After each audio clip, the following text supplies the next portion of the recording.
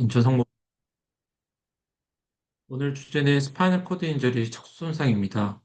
이 내용은 1, 2년 차 선생님들께서는 응급실 당직 때 이제 스파인al 코드 인저리 환자를 보게 되면 당황하실 수 있잖아요. 그래서 이머전시 상황에서 그냥 하나의 가이드가 될 것이고, 전문의 시험을 앞둔 3, 4년 차 선생님들께는 매년 빈출되지만 돌아서면 자꾸 까먹게 되는 핵심 내용을 리마인드하는 시간이 될 것입니다. 30분이라는 짧은 시간 동안 모든 내용을 정리하기에는 한계가 있어 핵심 내용 위주로 짚어볼 테니 강의를 듣고 교과서를 읽어보시면 훨씬 내용이 명확하게 정리가 될 것입니다. 오늘 강의는 크게 네 파트로 나뉩니다. 먼저 해부학을 빠르게 복습하고 이를 토대로 클리니컬 신드롬을 감별하는 법을 배웁니다. 신경학적 검진도 살펴보고 마지막으로 ISNC, SCI 분류법을 직접 예시를 통해서 익혀보겠습니다. 계속 반복을 해드릴 테니 한 번 놓쳤다고 포기하지 말고 계속 따라오시면 도움이 될 것입니다. 상인 척추는 보통 L1, 2 사이에서 끝이 납니다. 이 끝부분을 보통 코너스 메듈라리스라고 하죠. 신생아는 L3, 4까지 내려와 있습니다. 척수의 두께는 일정하지 않은데요. 상주로 가는 서비컬 인라지먼트, 하주로 가는 룸보세이클 인라지먼트가 가장 두껍고 총 31쌍의 척수신경은 운동과 감각신경이 섞인 믹스 너브입니다. 혈류 공급의 핵심은 안테리얼 스파이널 아테리입니다. 척수혈류의 75% 정도를 담당하고 전방 3분의 2의 피를 공급합니다. 따라서 ASA가 다치면 생기는 안테리얼 코드 신드롬이 안테리얼 홍과 코티코스파이널 트랙, 스피노살라믹 트랙이 동시에 손상되기 때문에 예후가 좋지 않을 거란 걸 알 수 있습니다. 척수의 단면 사진인데요. 레벨에 따라 모양이 조금씩 다르죠. 그래서 상하행 신경로가 많은 흉추 레벨 같은 경우에서는 화이트 마터가 두껍고 신경세포치 성분이 많은 서비컬이나 룸보세이크랄 인라지먼트 쪽은 그레이 마터가 발달했다는 걸 볼 수 있습니다. 중요한 건 모양이 바뀌어도 주요 신경로의 위치는 일정하다는 점인데요. 우리는 손상된 구획만 보고도 어떤 마비가 올지 즉각에 예측해야 되기 때문에 따라서 각 트랙의 위치를 지도처럼 머릿속에 그려놓는 게 중요하겠습니다. 오늘은 주요 패스웨이만 보실 건데요. 이제 빨간색이 모터 패스웨이인데 팁을 하나 드리면 이제 이름에 답이 있습니다. 먼저 코티컬 스파이널 트랙은 이름처럼 쟤네 콜텍스에서 시작해서 스파인으로 내려오기 때문에 모터 패스웨이이고요. 반대로 스피노살라믹 트랙 같은 경우에서는 척수에서 시작해서 뇌 팔라머스로 올라가니까 센서리 패스웨이인 거죠. 그 외에 뒤쪽에 도잘 칼럼이 있습니다. 그림을 보시면 세 가지 주요 신경로 모두 안쪽이 이제 서비컬로 이루어진 걸 볼 수 있고 바깥쪽으로 갈수록 세이크럼이 위치한 걸 볼 수 있는데요.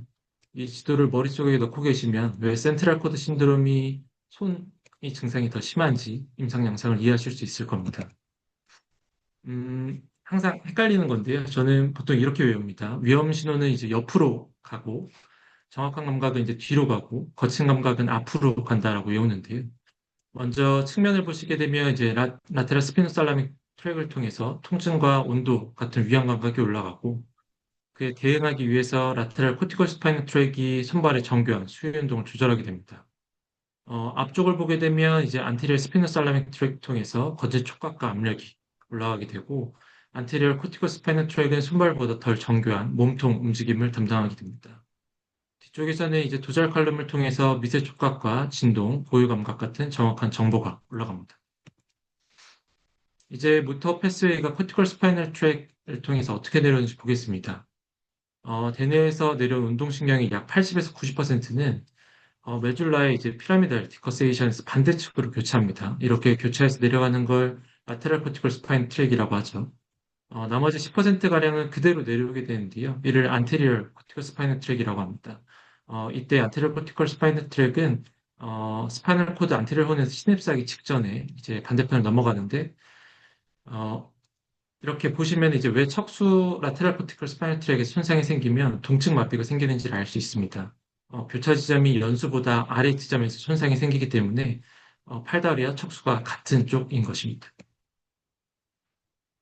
이제 센서리 패스웨이를 보시면요. 투자할 칼럼 같은 경우에서는 라테럴 코티컬 스파이널 트랙과 마찬가지로 메듈라에서 교차하게 됩니다. 마찬가지로 동측의 진동 고유 감각이 마비가 되는 거고요. 스피노살라믹 트랙 같은 경우에서는 다르게 이제 그 분절이나 아니면 한두 단계 위에서 바로 반대편으로 교차하게 되는데요. 그냥 간단히 생각하시면 스파이널 코드에서 교차하신다라고 생각하시면 됩니다. 그래서 손상된 척수의 반대쪽에 통증이나 온도가 마비가 되는 거라고 보시면 되고요. 자세히 보면 이제 패스웨이 뒤쪽은 이제 메듈라, 그래서 교차해서 동측에 영향을 주는 걸 알 수 있고, 앞쪽 같은 경우에는 이제 스파이널 코드의 교차에서 반대쪽에 영향을 주는 것을 확인할 수 있습니다. 그래서 이제 뒤쪽에 있는 라테랄 코티컬 스파이널 트랙이나 도잘 컬럼 같은 경우에는 메듈라에서 교차해서 같은 쪽에 영향을 준다라고 생각을 하고, 안테리어 코티컬 스파인 트랙이나 아니면 안테로 라테랄 시스템이 라테랄 스파인 살라미 트랙, 안테리어 스피노 살라미 트랙 같은 경우에는 반대쪽에 영향을 준다라고 보시면 됩니다. 다시 한번 복습해 보겠습니다. 이제 라테랄 코티컬 스파이널 트랙 같은 경우에는 측면에 있죠. 그래서 위험 신호이기 때문에 손발의 정견 움직임이고, 반으로 잘랐을 때는 뒤쪽이니까 이제 메듈라에서 교차를 한다는 걸 알 수 있고, 따라서 동측에 영향을 주는 걸 알 수 있습니다. 안테로 라테랄 스피노 살라믹, 안테로 라테랄 시스템 중에 하나의 라테랄 스피노 살라믹 트랙 같은 경우에는 측면에 있죠. 그래서 위험 신호이기 때문에 페인 템퍼레처고, 반으로 잘랐을 때 앞쪽에 있기 때문에 코드에서 교차하고, 따라서 반대쪽에 영향을 준다라고 볼 수 있고요. 조절 칼럼은 누가 봐도 뒤쪽이죠. 그래서 후면이므로 이제 정확한 파인 터치나 바이브레이션, 프로프리오셉션을 담당하고, 뒤쪽이므로 이제 메듈라에서 교차를 해서 동측에 영향을 준다라고 외우시면 됩니다. 이제 해부학을 바탕으로 실제 임상 패턴을 연결해 보겠습니다. 척수 손상은 대부분 모든 트랙이 똑같이 망가뜨리지 않고 특정 구조가 이제 선택적으로 손상되면서 특징적인 증후군을 만들게 되는데요. 오늘은 대표적인 6가지 증후를 중심으로 보시겠습니다. 센트럴 코드 신드롬, 안테리얼 코드 신드롬, 포테리얼 코드 신드롬, 브라운시 코드 신드롬, 코너스 메듈라 신드롬, 코다이크나고요. 죄송합니다. 인컴플리트 SCI 중에서 가장 흔한 센트럴 코드 신드롬이죠. 주로 고령 환자에서 경추 퇴행성 협착이 있는 상태로 과신전 손상으로 발생하게 됩니다. 기전은 이제 앞쪽에서 디스크나 오스테오파이트가 누르고 있는 상태에서 하이퍼 익스텐전이 되게 되면 뒤쪽에 리가멘터 플라본이 접히게 되겠죠. 그러면 척수 중앙부에 그레이마타가 주로 눌리면서 발생하게 됩니다. 임상적으로는 앞에서 말씀드렸듯이 이제 상지 약화가 하지보다 훨씬 심하고 특히 손 기능이 가장 많이 떨어집니다. 감각 소실은 다양하게 나타나고 방광 기능 이상도 동반될 수 있습니다. 그래서 임상에서는 이제 손을 잘 못 쓰는 노인 환자가 넘어지고 나서 팔이 더 약하면 이제 센트럴 코드 신드롬을 좀 의심을 해봐야 되겠죠. 안테리어 코드 신드롬은 이제 전방 3분의 2 척수가 손상되는 경우입니다. 대표적인 기전은 이제 하이퍼플렉션인 손상이나 안테리어 스피널 아트리 손상인데요. 그래서 이제 코티컬 스파이널 트랙이나 스피노살라믹 트랙이 같이 망가져서 운동 기능과 페인, 템퍼리처가 소실되고 조절 칼론 기능은 보존이 됩니다. 포스테리얼 코드 신드롬은 매우 드문 형태입니다. 문헌마다 차이는 있지만 인컴플리트 스파이널 코드 인저리 중에서 한 1% 미만 정도로 보고가 되고 있고요. 주로 이제 포스테리얼 엘리먼트 프랙처나 이제 과신전 손상에서 발생하고 조절 칼럼이 주 병변이 되게 됩니다. 이제 그래서 바이브레이션, 프로프리셉션, 파인 터치가 떨어지지만 모터 페인, 템퍼리처는 유지가 되는 특징이 있습니다. 브라운 슈퍼드 신드롬이 조금 어려울 수 있는데요. 척수 반측 손상이고 보통은 이제 관통상이나 이제 유니라테럴 파세 프랙처, 페디클 프랙처 같은 경우에서 발생합니다. 병변 이하에서는 이제 코티컬 스파이널 트랙이나 조절 칼럼이 손상되기 때문에 같은 쪽에 이제 모터 위크니스나 프로프리오셉션 로스가 나타나고 반대쪽에서 오는 스피노살라믹 트랙 때문에 페인 템퍼리처가 떨어집니다. 병변 레벨에서는 이제 로모터 뉴로사인도 나타나게 되는데요.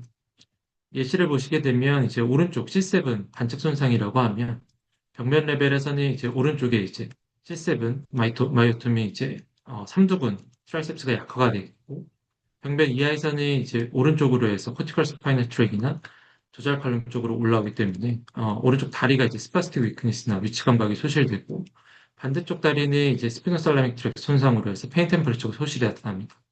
이런 패턴이 보이면 이제 헤미섹션을 떠올리시면 되고요. 환자들은 보통 이렇게 말을 할 수가 있겠죠. 오른팔 삼두근 힘이 잘 안 들어간다. 오른쪽 다리가 뻣뻣하고 힘이 잘 안 들어가는 코티컬 스파이널 트랙 증상.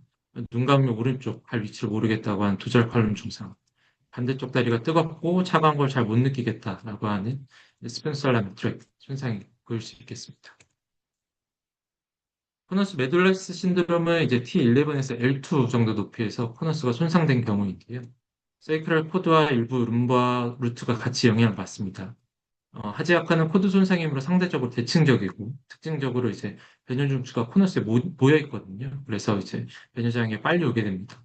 반면에 이제 L1, 4 스파이널 코드 세그먼트는 더 위쪽 코드에 위치하기 때문에 비교적 룸바 세그먼트는 스페어링 되는 경우가 많습니다. 따라서 이제 페리아날 디스펑션이 있으면서 비교적 보존된 근위부 하지 근력이 있다면 코너스 메듈라리스 신드롬을 의심해 볼 수 있습니다. 포다이키나 신드롬은 이제 코너스 아래쪽의 너브 루트 손상이고요. 그래서 전형적으로 로어모터 뉴런 패턴입니다. 하지 근력은 이제 플라시드 파랄라이시스, 감각은 이제 세드라 아네스시아, 방광은 유리너리 리테이션의 특징이고요. 그리고 라디큘러 페인이 매우 심한 것도 경우도 많습니다. 다음을 넘어가면요. 이제 응급실 이제 초기 평가부터 시작을 해보면 항상 ABC부터 시작을 해야 됩니다. C3 이상이면 이제 에어웨이 문제를 고려를 해야 되고요. C6 이상이면 뉴로제닉 쇼 가능성을 생각을 해야 됩니다. 병력에서는 이제 손상 기전과 증상 시작 시점을 반드시 확인을 해야 되고 이학적 검사를 그 다음에 진행하게 됩니다. 신경학적 평가는 이제 GSC를 통해서 의식을 평가하고 운동, 감각, 그리고 반드시 세이크랄 이그점을 포함해야 합니다. 렉탈 톤과 페리아널 센세이션을 포함해서 아시아 분류를 시행해야 인저리를 정확히 판단할 수 있습니다. 스파이널 쇼크가 이제 뉴로제닉 쇼크를 헷갈리는 경우가 있는데요. 둘 다 이름은 쇼크이지만 아예 다른 겁니다. 스파이널 쇼크는 이제 신경이 셧다운이 되는 것이고, 뉴로제닉 쇼크는 우리가 아는 뭐 하이포볼레믹 쇼크나 septic 쇼크처럼 혈력학적인 문제가 있는 것을 얘기하는 겁니다. 스파이널 쇼크는 이제 일시적으로 모든 반사가 없어지는 상태이고, 뉴로제닉 쇼크는 이제 심파스틱 톤이 떨어지면서 하이포텐션이나 브라디카디아가 오는 것입니다. 두 개는 반드시 구분을 해야 되고요. 스파이널 쇼크는 보통 24에서 48시간 동안 지속이 되고 반사들이 점점 회복이 되면서 끝이 납니다. 이때 종류를 알리는 가장 중요한 지표가 BCR이 되는 거고요. BCR은 이제 불법 카번스 리플렉스로 이제 여성에서는 클리토리스, 남성에서는 페니스의 글랜스를 자극을 해서 아날 스핑터가 이제 컨트랙션 되는 것을 보는 것이고 앞전에 말씀드린 것처럼 이제 스파이널 쇼크의 리플렉스 반응이 다 떨어져 있기 때문에 BCR이 네거티브겠죠. 그래서 BCR이 이제 회복이 되면 그때 이제 컴플리트와 인컴플리트를 구분을 할 수가 있는 겁니다. 그때 이제 세이크랄 스페어링이 있으면 인컴플리트 SCI인 거고 세이크랄 스페어링이 없으면 이제 컴플리트 SCI가 되는 것입니다. 뉴로제닉 쇼크는 이제 T6 이상 손상에서 발생을 하고 심파스틱 톤이 없어져서 혈관이 확장되고 저혈압이 오고 웜스킨이 되면서 조직 저관류가 나타난 상태입니다. IV 플루이드만으로는 교감신경통 결손에 의한 저혈압을 교정하기 어렵기 때문에 바소프레서까지 필요한 경우가 많고요. 스테로이드 세라피를 보시면 이제 NASCIS 연구가 있죠. 정리하면 이제 스테로이드는 8시간 이내 투여 시 운동 점수의 작은 개선이 보고가 된 거고, 효과가 크지는 않고 이마저도 하위 분석 기반이라서 일반된 임상적 유의성은 입증하지 못하였습니다. 다만 이제 지금 치료를 할 수 있는 건 스테로이드가 이제 조금 특징적으로 대한척추의학과 기책에서도 아직 해당 내용이 소개되고 있기 때문에 설명을 드리면 손상 8시간 이내에 온 경우에서는 MPS를 체중 1kg 30mg씩 15분에 걸쳐서 볼루스로 정맥 주사를 주고요. 45분 쉰 다음에 이제 시간당 체중 1kg에 5.4mg 하루나 이틀에 걸쳐서 정맥 주입을 하게 됩니다. 스테로이드는 아무래도 합병증으로 위장관 출혈이나 폐혈증, 폐색전증, 지연된 상처 치유, 사망률 증가 등이 보고돼서 현재는 표준 치료 루틴 사용 권고되지 않고요. 앞전에 보셨듯이 이제 성인의 급성 SCI에서 8시간 이내라면 24시간 고용량 MPS를 치료 옵션으로 서제스트하는 정도라고 생각을 하시면 됩니다. 마지막으로 이제 ISNC SCI 클래시피케이션에서 보시겠는데요. 지금 보시는 이 표가 SCI 클래시피케이션의 핵심입니다. 실제로는 이 한 장의 종이를 위에서 아래로 왼쪽에서 오른쪽으로 채우는 과정이 곧 SCI 뉴럴로지컬 클래시피케이션 전체 과정이라고 보시면 되는데요. 가운데 인체 그림을 기준으로 좌측이 이제 환자의 오른쪽, 우측이 환자의 왼쪽입니다. 양측 모두 운동과 감각을 따로 기록하게 되어 있고요. 이렇게 기록을 하게 돼서 컬큘레이션을 누르게 되면 아래쪽에 이제 NLI가 표시가 되고 컴플리트, 인컴플리트인지 AIS 클래시피케이션이 나오게 됩니다. 뒤쪽에 잠깐 참고로 다루겠지만 JPP도 나오게 되거든요. 뒤에서 한번 살펴보겠습니다. ISNC SCI 검사는 이제 센서리 이그잼부터 시작을 하고 그다음 모터 이그잼을 하고 컴플리트인지 인컴플리트인지 판단을 하고 AIS 글레이드를 정하게 됩니다. 현장에서 이제 가장 흔한 실수 두 가지가 있는데요. 첫 번째는 이제 센서리 이그잼을 안 하고 모터부터 먼저 할 때, 그리고 두 번째는 이제 세이크랄 이그잼 없이 컴플리트 쓰는 겁니다. 이 두 가지만 피해도 클래시피케이션 정확도가 크게 올라가고요. 충추병변에서는 이제 아시다시피 센서리 레벨이 곧 뉴로로지컬 레벨이 되게 됐어요. 검사는 이제 반드시 슈파인 포지션에서 해야 되고, 직장 검사는 이제 라테럴 포지션에서도 가능합니다. 케이스나 번, 앰퓨테이션, 시비어 페인이나 컨트랙처가 있으면 아무래도 검사가 좀 부정확하거나 검사가 되지 않겠죠. 그래서 이때는 나 테스터블로 기입을 하고 유혈점은 NT가 있으면 총점이 계산이 되지가 않습니다. 감각 검사부터 보시겠는데요. 이제 감각은 C2부터 S4, 5까지 좌우 각각 라이트 터치, 핀프릭 두 가지를 검사를 하고 기준점은 얼굴에 뺨이 되게 됩니다. 감각 검사를 할 때는 세 가지 원칙을 기억을 하셔야 되는데요. 반드시 환자 눈을 감게 하고 라이트 터치부터 하고 그다음 핀프릭을 하게 됩니다. 세 번째는 이제 센서리 레벨에서 정상에서 비정상으로 바뀌는 지점을 찾아야 되기 때문에 반드시 머리 쪽, 정상 쪽부터 아래로 내려오면서 확인을 하셔야 됩니다. 라이트 터치는 이제 끝이 가늘게 보인 코튼 위습으로 검사를 하고 문지르지 말고 한 번만 1cm 이내로 툭 건드리는 거고요. 좌우를 따로 감소하고 환자한테는 눈을 감고 yes or no로만 답하게 합니다. 점수는 이렇게 세 단계인데요. 0은 못 느끼는 거겠고 2는 정상이고 조금이라도 둔하면 무조건 1점입니다. 그래서 좌우 점수를 따로 기록하게 되고요. 핀프릭 검사는 이제 샤프와 돌을 구분하는 검사입니다. 느껴지는지가 아니라 날카로운지, 둔한지가 구분되느냐를 보는 거고요.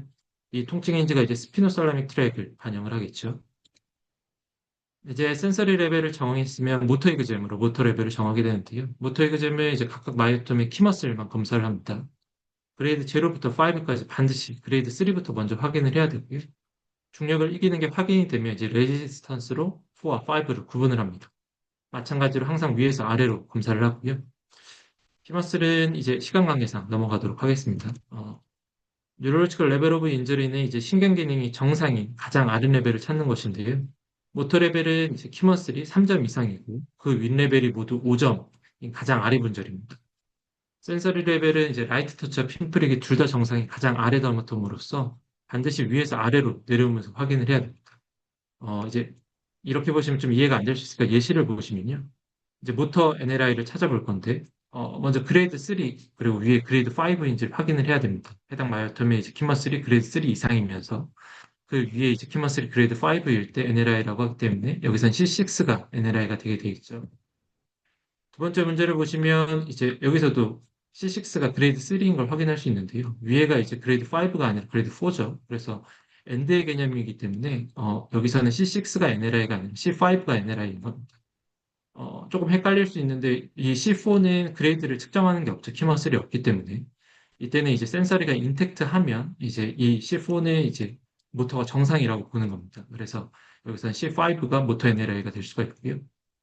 센서리 NLI는 이제 라이트 터치와 핀프릭이 모두 정상의 이 점이 가장 아래 더너텀이기 때문에 그래서 C5가 이제 센서리 NLI라고 보시면 되겠죠.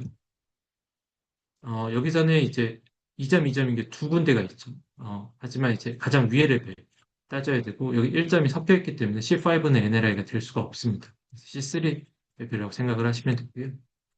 모터 센서리까지 봤기 때문에 이제 컴플리트인지 인컴플리트인지를 봐야 되겠죠. 여기서 컴플리트, 인컴플리트를 가르는 건 하지 근력이 아닙니다. S45의 기능 여부인데요. 반드시 이제 세이크럴 이그잼을 해야 됩니다. S45 모터 센서리 기능이 없을 때 이제 컴플리트 인저리라고 하는 것이고요. 세이크럴 컴포넌트는 네 가지를 봅니다. 라이트 터치, 핀프릭, 아날 윙크 리플렉스와 같은 익스터널 센서리 이그잼을 하고 딥 아날 프레셔나 이제 볼런터리 아날 컨트랙션을 보게 됩니다. 이 중에 하나라도 있으면 인컴플리트 인저리가 되는 건데요. DAP 같은 경우에서는 이제 조사자가 핑거를 이제 환자의 항문 쪽에 인서션을 하고 렉탈벌을 강하게 압박을 합니다. 환자에게 지금 압박이 느껴지시는지 묻고 yes or no로 해서 평가를 하게 되고요. VAC 같은 경우에는 이제 환자가 자발적으로 아날 컨트랙션이 있는지 보는 것이죠. 그래서 조사자가 핑거를 삽입한 다음에 환자에게 항문을 꽉 조여보라고 하고 yes or no로 평가를 하게 됩니다. 여기서 주의하셔야 될 점은 이것은 이제 리플렉스 컨트랙션과 다르다는 것인데요. 아무래도 아날 쪽에 이제 강하게 자극을 하게 되면 리플렉스 반응으로 해서 컨트랙션이 일어나는 경우가 있기 때문에 검사를 할 땐 젠틀하게 집어넣어야 됩니다. AIS는 이제 다섯 단계로 나뉘죠. A 같은 경우에서는 이제 모터 센서리가 가장 모두 셧다운된 컴플리트, 그리고 B는 이제 센서리만 있고 모터는 없는 거. C는 이제 모터는 있으나 NLI 밑에서 절반 이상의 그레이드 3 미만인 것. D는 이제 절반 이상의 그레이드 3 이상인 E는 노말입니다. 아까 잠깐 언급드렸듯이 JPP는 조금 헷갈릴 수 있는 개념이기 때문에 참고만 해주시고요. 컴플리트 코드 인저리에서 ASA일 때 기록하는 사항이고, 이거는 이제 신호가 약하더라도 패스웨이가 살아있느냐를 보려고 하는 겁니다. 그래서 NLI 아래에서 남아있는 가장 아래 센서리 모터 레벨이고, 모터 같은 경우에서는 이제 그레이드 1으로 조그만 트레이스가 있다고 하더라도 그걸 JPP라고 하는 거고, 센서리 같은 경우에서도 둘 중에 하나, 약간만 보인다고 하더라도 JPP라고 보는 것입니다. 이제 마지막으로 한번 보시면요. 컴플트 코드 인저리를 어떻게 확인한다고 했죠? 보통 여기서 이렇게 확인을 하게 됩니다. 하지의 모터 센서리가 살아있는지가 아니라 S5 세그먼트나 VAC, DAP를 보고 판단하는 것이고요.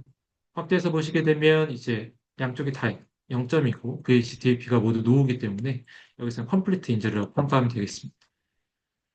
센서리 레벨 같은 경우 이제 NLI를 보시게 되겠는데, 여기 센서리 NLI는 오른쪽 같은 경우에서는 C6겠죠. 왼쪽 같은 경우에서는 C7일 거고, 모터 같은 경우에서는 아까 봤을 때 이제 위쪽에 5점이 있어야 되니까 C6가 되고요. 왼쪽에서는 C7이 됩니다. JPP는 이제 참고로 0점이 아닌 가장 아래쪽이기 때문에 이렇게 평가가 된다고 보시게 되겠습니다. AIS-B랑 AIS-C 이걸 구분하는 것도 약간은 조금 심화 과정인데요. B는 센서리만 있고 모터가 없는 것이고, C는 센서리가 있고 모터도 약간 있는 거였죠. 즉 AIS-B와 C의 차이는 세이크럴 스페어링이 둘 다 있을 거고, 모터 스페어링이 NLI보다 얼마나 아래까지 내려가 있느냐로 결정이 되는데요. 여기서 중요한 건 이제 그레이드 3가 필요한 게 아니라 그레이드 1 트레이스라도 있어도 이제 모터 스페어링으로 인정이 되는 겁니다. 예시를 들어보면 이제 NLI가 C5라고 했을 때 6, 7, 8 세 레벨 이하인 T1에서 이제 트레이스 반응이 나타나면 ASC가 되겠고요. 만약에 6, 7, 8까지만 1점이 나타나고 그 아래에서 0점이라고 하면 그때는 ASB가 되는 겁니다. AIS-C랑 D를 구분하는 거는 이제 50% 룰로 결정이 되고요. NLI 아래쪽에 키머슬 중 50% 이상이 이제 그레이드 3 이상이면은 D가 되고 반대는 C가 되겠죠. AIS-E는 이제 신경학적으로 완전히 정상인 상태입니다. 감각과 운동 검사에서 모두 정상이어야 되고요. 과거에 이제 SCI 증상이 있었지만 현재 검사에서 이상이 전혀 없을 때만 AIS-E를 쓰게 됩니다. 조금이라도 데피시시 남아 있으면 AIS-E는 쓰면 안 된다는 것이고요. 이제 클래시피케이션에서 가장 흔한 실수들입니다. 첫 번째는 이제 스파이널 쇼크 끝나기 전에 컴플리트로 판단하는 경우가 있고요. 둘째는 아까 말씀드렸듯이 리플렉스 아날 컨트랙션을 VAC로 착각하는 경우가 있을 수 있겠고, 세 번째는 이제 ASC랑 D를 판단을 할 때 NLI 위 근육을 포함시키는 경우, 네 번째는 NT로 기록된 문제를 점수 계산에 포함하는 경우가 있을 수 있겠죠. 그래서 항상 PCR 회복 여부를 확인한 후에 최종 분류를 해야 합니다. 오늘 이제 주요 내용은 네 가지입니다. 첫 번째는 이제 주요 트랙 세 가지, 코티컬 스파이널 트랙, 안테로라테랄, 그리고 도잘 컬럼이고요. 두 번째는 이제 대표적인 인컴플리트 SCI 진후군등, 세 번째는 이제 스파이널 쇼크와 뉴로제닉 쇼크는 전혀 다르다라는 거. 네 번째는 이제 클래시피케이션을 할 때 알고리즘 지켜서 하는 것이고요. 마지막으로 이제 알고리즘을 정리해 보면 이제 먼저 센서 레벨을 정하고 그 다음에 이제 모터 레벨을 정하는 겁니다. 그 둘 중에 더 좀 더 위쪽이 뉴럴로직 레벨이 되겠고요. 그 다음에 이제 S45 감각, DAP, VAC로 세이크럴 스페어링을 확인하고 AIS 그레이드를 정하게 되고요. 만약 AS A면 JPP까지 기록하게 됩니다. 이상입니다. 짧은 시간 안에 이제 많은 내용을 다루다 보니까 이해하기 어려운 부분도 있었을 텐데요. 오늘 내용을 이제 교과서를 한번 다시 보시면 훨씬 더 정리가 잘 될 거라고 생각합니다. 고생하셨습니다. 네, 최지욱 교수님 강의 감사드립니다. 스파이널 코드 인저리 응급실에서 특히 뭐 척추에 손상 환자가 왔을 때 당황스러울 수 있는데 어떻게 접근을 하고 치료 방침을 세우는지에 대해서 잘 정리해 주신 것 같습니다. 전공의 선생님들 질문 있으시면 채팅창에 남겨주시고요. 척추분과 교수님들 많이 참석해 주셨습니다. 혹시 김영일 교수님 계시면 혹시 코멘트를 부탁드려도 될까요? 어, 제 목소리 들리세요? 네, 잘 들립니다. 예, 예. 일단은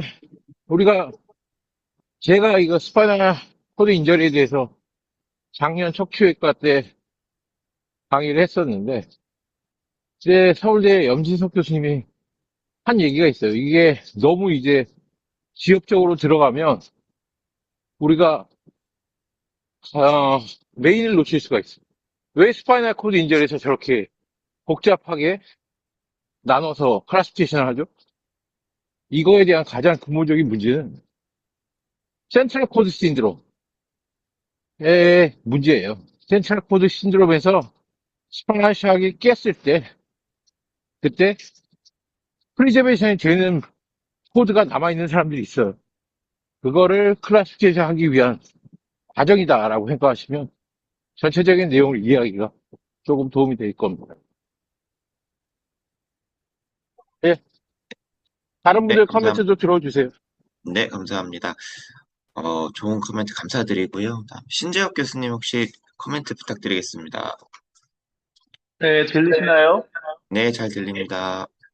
오늘 최 교수님 그 스파이널 코드 인절이 그 좋은 강의 해주신 것 같고요. 그 특히 아시아 스케일에 대해서 아주 딥 인접수로 강의해 주셔서 좋은 강의 해주셨는지 그, 그 중에 좀 코멘트 하고 싶은 거는 우리가 코누스 메듈라리스 신드롬하고 커다 이퀴나 신드롬이 있는데 거기가 조금 이제 부위적으로 비슷하고 혼동되는 경우도 있지만 코누스 메듈라리스는 이제 센트럴 러브의 마지막 부분에 있는 CNS 리전이고 코누스 메듈라 저기 커다 이퀴나는 그 밑에 있는 페리페럴 리전인 것이죠 근본적으로. 그래서 코너스 메듈라리스일 때는 거기 병변에 있어서 럼바 세그멘트가 인텍트해서 잘 걸어 다니는데 폴리 주머니 차고 다니는 사람이 있을 수 있다. 그 커드 에퀴나는 거기가 이제 커드 에퀴나가 모두가 마비가 되니까는 이런 해당되는 모터 센서리 리플렉스가 다 영향을 받는 상황인지라 코너스 메듈라리스하고 커드 에퀴나의 개념적인 그 구별이 일단 하면은 도움이 될 겁니다. 또 하나는 그 중요한 얘기 중에 shock 측에서 스파이널 shock, 뉴로제닉 shock 감별이 중요하다고 말씀하셨는데 매우 중요하고 특히 뉴로제닉 셔일 때는 문제가 뭐냐면은 혈압이 떨어지고 이제 브라디카디아가 생기죠. 근데 혈압이 떨어지면 그 당시에는 스파이널 코드의 블러드 서플라이가 BP에 유지되기 때문에 BP 그 베스 컨스트럭션이 없어져가지고 스파이널 코드에 이스키미아가 생겨가지고 혈압이 떨어지면은 그 코드 인팍션이 올 수 있기 때문에 그 당시에는 이제 유로제닉 셔이 생겼다 이럴 때는 BP를 미인 아테리아 프레션 65 이상으로 그 혈압을 유지시켜서 코드의 블러드 서플라이를 유지시켜 주는 것이 필요하다. 그 두 가지만 코멘트하고 코멘트 하겠습니다. 어, 네, 마지막으로 이번 주 토요일 날 척추외과학회 기초연구학회가 우리 빈센트 병원에서 하고 김현일 교수님도 오시고 다 하는지라 전공의 선생님들 관심 있으면은 저기 은평성모 척추학회 홈페이지 혹은 홈페이지에 저기 사전 등록 주소가 은평성모병원에로 되어 있는지라 사전 등록하면은 명단 만들어 놓으니까 와가지고 보고 저녁 식사하고 가시면 좋겠습니다. 그 기초가 좀 멀게 느껴질 수도 있지만은 이번엔 로보틱 서저리 AI 등 관심 있는 분야가 많이 있으니까 관심 있으면 와서 보면은 재밌을 거라고 생각합니다. 네, 교수님 좋은 코멘트 감사드립니다. 질문이 하나 올라와서 최지우 교수님께 여쭤보겠습니다. 여의도 성모병원 1년차 김성민 선생님이 응급실에서 스파이널 코드 인저리 환자 액세스를 할 때 환자의 증상이 스파이널 샥 때문인지 스파이널 코드 인저리 때문인지 감별할 수 있는 방법이 있는지 궁금합니다. 만약 스파이널 샥이 의심되지만 확실하지 않을 때 리플렉스가 돌아올 때까지 기다렸다 정확한 평가를 하고 치료를 결정하는지 골든타임을 놓치지 않기 위해 정확한 평가보다 치료를 우선시하는지 질문을 올려주셨습니다. 답변 부탁드리겠습니다. 예, 교수님.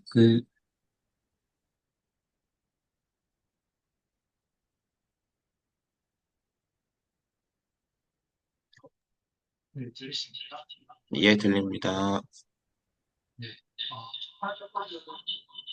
좀 작게 들리거든요, 교수님. 소리가.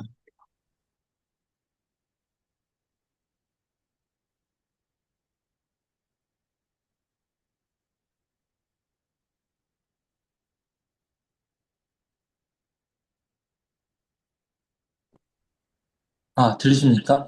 네, 잘 들립니다. 예.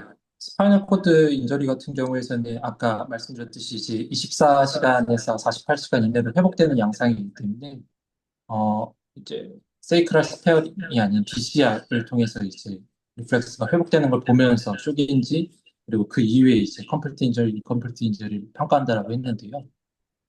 당연히 이제 환자 치료가 먼저가 되겠죠. 8시간 이내면은 뭐 교과서적으로는 이제 스테로이드를 쓰라고 돼 있고, 그리고 아까 교수님께서 말씀해 주셨듯이 이제 MAP를 유지하는 게 굉장히 중요합니다. MAP가 이제 85에서 90 이상이 되게 해야지 이제 바스큘라이엠 인저리를 적게 박아 세컨더리 인저리가 적게 되겠죠. 그래서 그 두 가지를 같이 고민을 하면서 가장 중요한 건 이제 서지컬적으로 디컴프레션 빨리 해주는 게 중요하고, 클래시피케이션보다도 환자의 이제 예후를 좋게 하는 게 먼저니까요. 그래서 그렇게 해서 평가를 한다라고 생각을 하시면 되겠습니다. 네, 감사드립니다. 시간이 다 돼서 오늘 목욕 집담의 강의는 여기서 마치도록 하겠습니다. 강의해주신 최지욱 교수님, 그리고 코멘트해주신 척추분과 교수님들 감사드리고, 다음 주는 저희가 일주일 브레이크를 갖습니다. 다음 주는, 어, 넘어가고, 그 다음 주 2월 5일 날 수부 대전성모병 박상원 교수님의 토탈 엘보 아스트로플라스티 앤 컴플리케이션이라는 강의로 다시 돌아오도록 하겠습니다. 날씨가 매우 추워졌는데요. 모두들 감기 조심하시고 건강 유의하시기 바랍니다. 모두 고생하셨습니다.